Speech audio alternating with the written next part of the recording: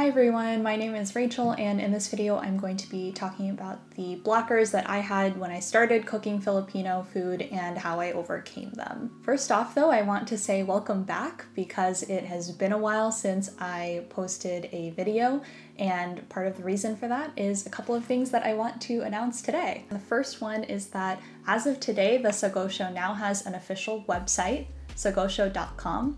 This has all of the recipes and videos organized and listed with a couple of photographs that don't usually make their way into the YouTube video. Go ahead and check that out. The website again is sagoshow.com. The second announcement that I have to make, which I'm really excited about because we've been working on it for a while, is I am releasing my first zine. And here it is. It's called The Sago Show, A Visual Companion.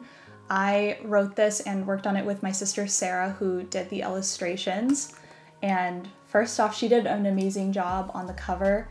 There's a lot of really cool details in all of her illustrations, and we've been working on this for a while, so it's really exciting to finally have it. It's gonna have all of the recipes from season 1 and season 2 of the Sago Show, extra details about each episode, some extra tips and tricks for the recipes, and it also just has a little more personal detail and reflection from what it was like going through the process of making the Sago Show and learning more about the history behind each dish. So if you would like to order this zine, you can find all of the details on my website, sagoshow.com, and you can find more information about it. I also really want to say thank you to everyone that has supported me a lot over the last almost a year now. I felt a lot of love from folks reaching out to me, and I'm just really appreciative of everyone who watches the Sago Show, and I really hope to keep making a lot of videos. So again, thank you so much. I'm very grateful to you watching right now, and to anyone who's watching, if you haven't subscribed yet, I would greatly appreciate it if you did. I'm really trying to grow the Sago Show, and so if you subscribed or told a friend about it, that would really greatly help me out. So thank you again for your support.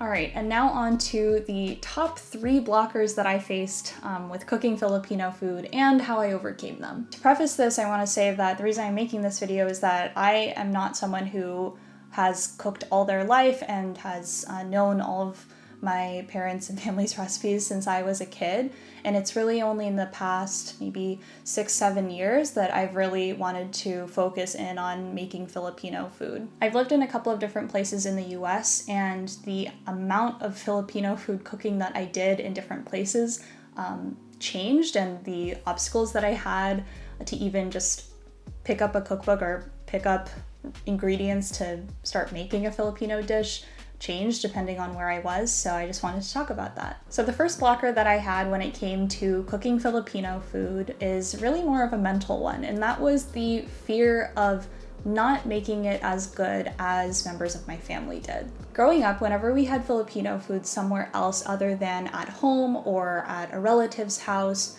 usually my parents would say that it wasn't as good, or it didn't taste familiar or the same as what they would make or what their parents would make, my grandparents. So when it came to cooking, I usually didn't want to try cooking Filipino food because I honestly just figured that it wouldn't be as good as my parents, so there wasn't really a point in trying. This is a really tough blocker to overcome because it is a mental one. And when I think about how I overcame this, it was a result of living multiple years away from home in places where accessibility to Filipino food was either non-existent or really low. I had gone a really long time, not having my parents' Filipino food, really missing their cooking and wanting to have Filipino food. So I more just decided, okay, I can't wait 6 more months to see my family to have Filipino food, so I need to figure out how to make it. But really, I wish that I had overcome this a little bit earlier in life and started cooking Filipino food earlier.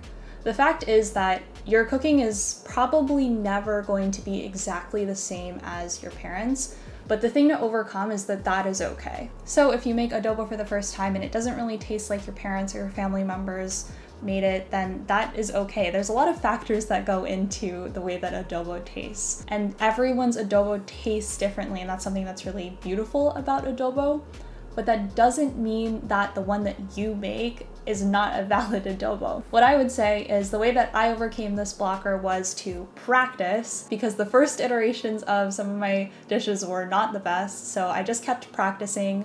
I told myself that it was okay for it to taste a little bit different from the way that my family members prepared it. And even now, when I cook for my parents, I still get nervous because I'm afraid that I would have done something wrong or they don't like it. But I think that as long as you keep practicing and we just acknowledge that different people are going to cook things differently, then it's okay. So if you are someone that is scared of cooking Filipino food because you don't think that it will taste like the ones that you're familiar with, then I say that you should start cooking anyway and just keep practicing. The second blocker that kept me from cooking Filipino food was access to ingredients.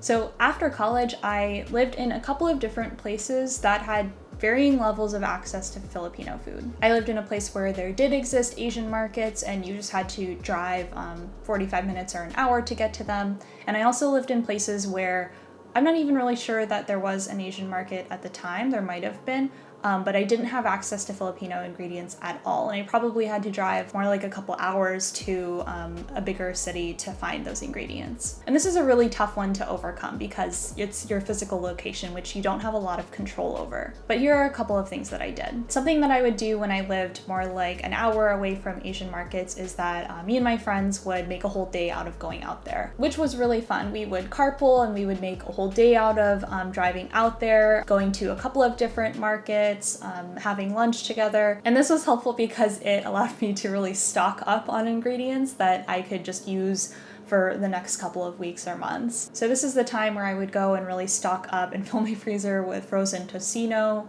frozen longanisa. I would also get the seasoning and flavoring packets and spices that I would need.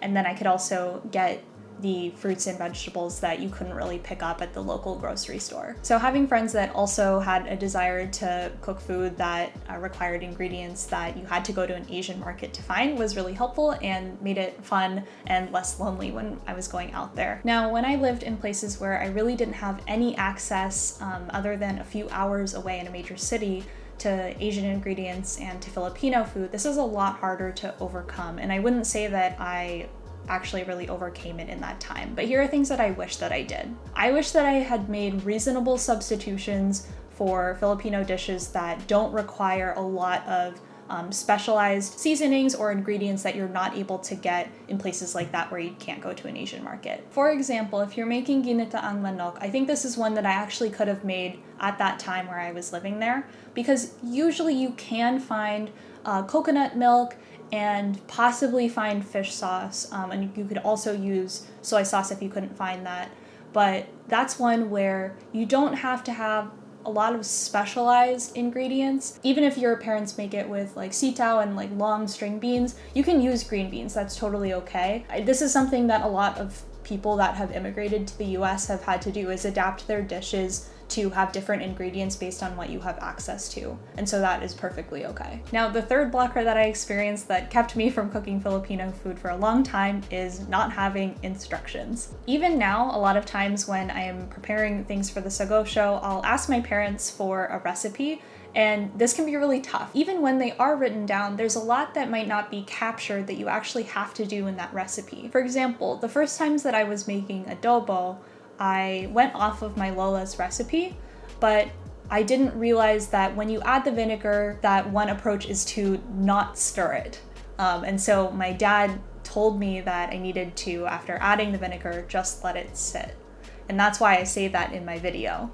But this is something that wasn't captured in my Lola's recipe, and it was just like in the knowledge of our family members. And so this is kind of a blocker because you feel like, kind of going along with the first blocker, that even if you had a recipe to go off of, you're not going to be able to make it exactly like your family members because there's techniques or certain things that you need to do that aren't even captured. Now, this is a really tough one to overcome too. One thing that I would do is when I went home to see my parents, or if I had a family member that was cooking a dish, I would just watch them and literally take notes. As my mom would make caldereta, she has a written down recipe, and then the things that she does when she's actually cooking are sometimes completely different. Or there's just a little more detail than what is captured in the written recipe. If you're able to, it's really helpful to actually watch someone cook and specifically look at when do they add different ingredients and what does the dish look like and smell like at different stages. So that has helped me cook Filipino food a lot